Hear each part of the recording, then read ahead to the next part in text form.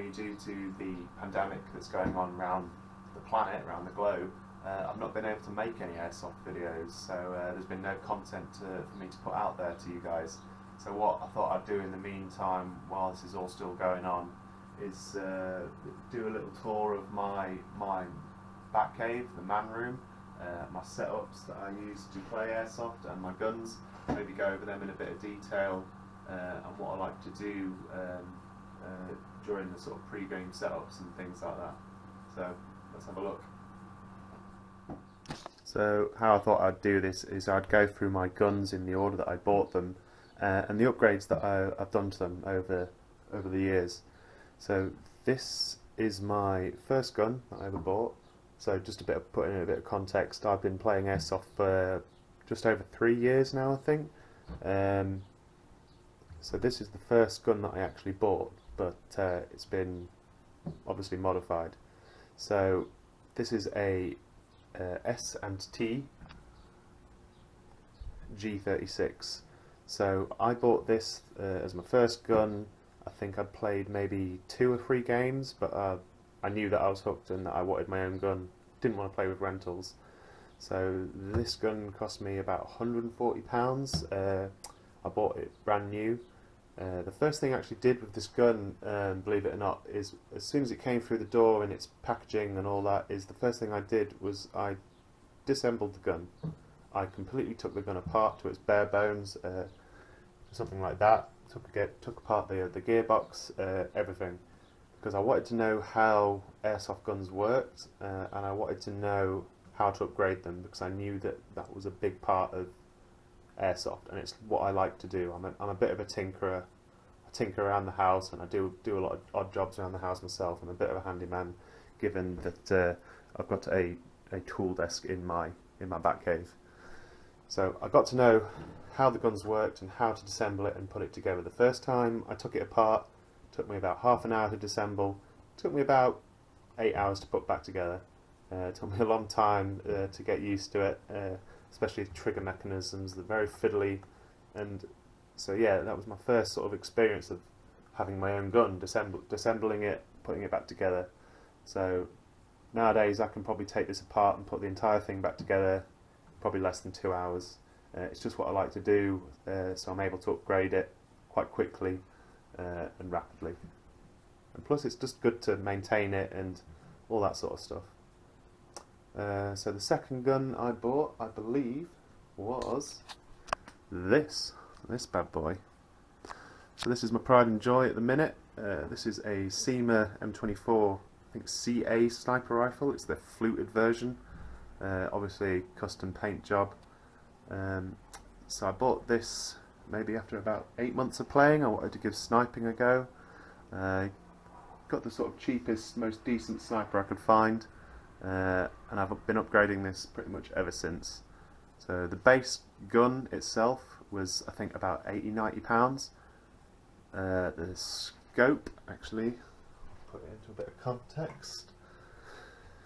This is the first scope that I got with this gun.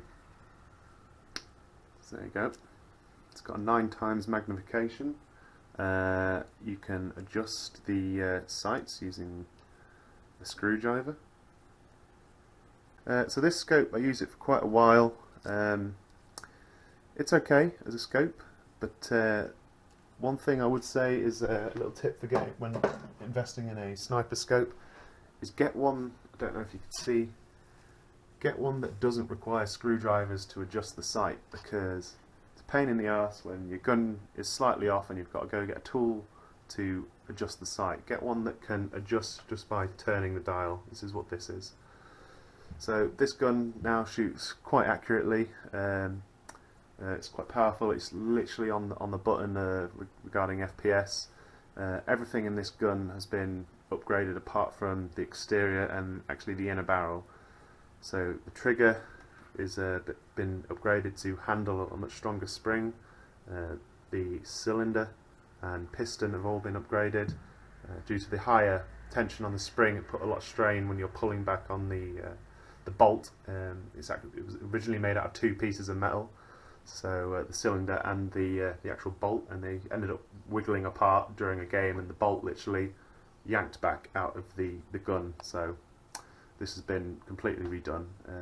Very happy with this sniper rifle as it is at the minute. So as I said, this was my first G36. This is my second. This is a Specna Arms variant brand of the gun. It's pretty much identical. I'll just point out that actually this stock and this handguard were actually part of the original. Simply because this stock obviously looks nicer and is adjustable, rather than to this one, which is not adjustable. This looks nicer, but has less battery space. So this gun can only fit the very small block batteries, whereas this handguard can fit the slightly larger ones. So I actually got this Specna Arms G36 when this one ended up playing up, probably because I ended up taking it apart so many times to upgrade it. The wiring basically had all got shredded, being caught in the gun so many times. I've learned from my mistakes down. I'm a lot more careful with the wiring. It was basically this bit. If the wiring isn't set correctly, when you insert this mag weld back into the gun, it cuts the wires, and that happened maybe 3 or 4 times, and it ended up just being so problematic, this gun. So I think the tappet plate spring ended up snapping, and there was a problem with it feeding massively since then. BBs would just get jammed in it all the time. I think the piston actually broke at one point, so BBs were just rolling out of the end. Yeah, so I ended up buying this gun just simply in the mindset that I'd end up fixing this gun to have as a backup. And obviously with the COVID outbreak, with the time that I've managed to get this working beautifully now. This is like a brand new gun, thankfully. So now I've got a primary and a backup. So I think the third gun I ended up buying would have been these bad boys. So the pistols. So the reason why I got a G36 is that everyone seemed to run M4s when I first ended up going airsofting. So I wanted something a bit different. I didn't want to be just another US style marine type airsoft. I wanted to be a little bit unique, so I ended up going for an EU loadout, sorry. So, and I ended up getting sort of the German military setup. So it was a G36 in combination with a Glock. But I ended up buying, this is actually the fully automatic version. So this can fire single shot and full auto. So I like just put that back on there. I like that my setup is slightly different. Obviously there are people out there with G36s, but I'm not just another multicam M4 guy in the crowd of airsofters. I do like the G36s, and these are, to me, incredibly good guns. They shoot far, they shoot fast, and the rate of fire is, you don't need anything above 40 rounds per minute, 40 rounds per second, sorry, and this is what these can handle. So yeah, I think it makes me to stand out a little bit from the crowd. Obviously with the sniper setup, I usually run a ghillie suit, which I'll probably show you in a minute. So the pistols have not been upgraded massively. I think this one's just got it's not got the original hop up. That's just been slightly upgraded. So that's pretty much it for my guns. I don't have the largest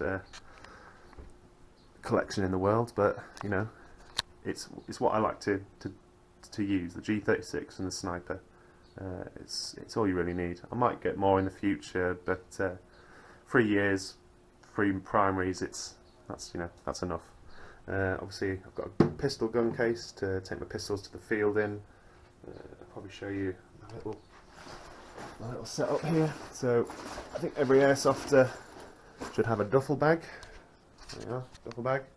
Keep all the stuff in. It can fit most of my overalls and things like that, my BDUs, gloves, helmet, face mask, all that sort of stuff. It can fit it in there rather than people. I see, when you see people coming to airsoft fields with cardboard boxes and things like that full of their airsoft gear. I'm not going to lie, at the start I was one of those people. Obviously, as my knowledge has grown of airsoft and how to set up and pack away quickly, having a cardboard box lugging around that ended up falling apart, it's not the most practical thing. Obviously, you can pick up a bag for this. I think this only cost me £10 or something like that. It's not too expensive. It works. I can stick everything in there. Usually what I put in it is obviously all my clothes that I wear, all my hats and all that sort of jazz. Put my camera equipment in there. I can put my pistol case in there. I do have a little cardboard box there. Just a little cardboard box. Basically that's just got my speed loaders and some small Allen keys, which is required to adjust the hop up on this. Can fit my scopes in it and all that sort of stuff. Must point out that the amount of money that I've spent on sights and things like that is ridiculous. I've got ×4 ACOG here, ACOG style sight that I ended up buying for my first airsoft gun, this one, just because I thought that it would be necessary. It's not. All you need is a little red dot sight like that. But I keep all my airsoft sights obviously just in case one goes down. Got another one there. It's a reflex sight. That one's not the best. It's very reflective. Reflects light in high light situations. Reflects back on you, so you can't actually see through it. I keep all my airsoft gases and BBs and all that stuff on here. Got a chrono there. Just sound system for when I want to listen to music. And sunglasses. Little setup here for some more BDUs and trousers and things. What I'll do is probably I'll just go through this. So obviously I've got the gun case, the gun bag, keep my sniper in when I move it around and stuff, and it's got another compartment at the back. BB's rolling out of it everywhere. So this has actually got two compartments in it, so it can actually fit two weapons in it, two airsoft guns, which is pretty handy. So you can I can take my sniper and my G36 just if I want to switch in between roles. So.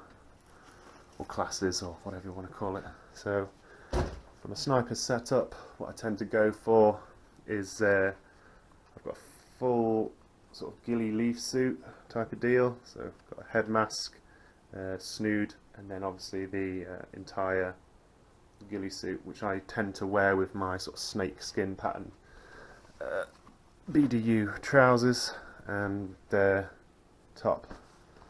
So, what I like about playing as a sniper in a ghillie suit is that although I don't have the quietest sniper out there, it is I can engage targets and be in my ghillie suit setup, and targets don't even know where they've been hit from. They are clueless. I've been in amongst 10 enemies and taken them out, and they've never seen where any of my shots have come from, especially in combination with that silenced pistol. That is a silenced pistol though. Where's the silencer? Oh, it's somewhere here. And obviously when I tend to roll in with the assault class and roll with the AGs, I roll with obviously helmet, mount cam, face mask, gloves, all that sort of stuff. Actually I tend to wear the gloves a lot of the time anyway, just because it protects your hands and gives you a little bit of camouflage on your hands. I do have a plate carrier back there, which can fit all my mags in and things like that. For my cameras, I've obviously got the camera case here, which contains all the batteries, magazines there. So what I tend to do for my camera setup is I just have a basic head strap. So I've got a basic head strap, the camera goes in there. This is obviously for when I'm sniping, because I don't want to wear a big bulky helmet when I'm wearing the ghillie suit. I've got a battery pack at the back, which plugs into the camera, and that'll last all day, or it could last probably several days with the battery. So the cameras that I use, the one that I'm recording this on is the same as this one here. So So I don't use a GoPro. I just think they're ridiculously expensive. They are, I doubt, probably very good. I use a 8th-man 4K. These are more than capable of recording Airsoft games. They do have some quite modern technology in them. They've got stabilization and all that sort of stuff. But these are more than capable of recording. I think these cost about 40 quid each. And obviously I've got two. I've got the one I'm recording on, and then another one for a sort of selfie cam setup, which I usually roll on the sniper rifle. And then obviously, if you're doing any sort of sniping videos, got a zoom in run cam as well. Zoom cam. Is it zoom cam? Run cam with a magnified lens on there, so this can capture all my sniper engagements at distances and things like that. That's pretty much it. Yeah, that's pretty much it from me. So this is my room where I do all my tinkering with my airsoft guns and work, and use obviously the PC for editing the videos that I do put out there. So that's pretty much it. That's my setup. Those are the loadouts that I use, the guns that I use. Yeah. So hopefully in the near future, guys, airsoft around the planet will be back on, and people will be able to go out there and start tearing things up again. But yeah, that's it from me, guys. So stay safe during this crazy time, and I'll catch you next time, or I'll catch you on the field.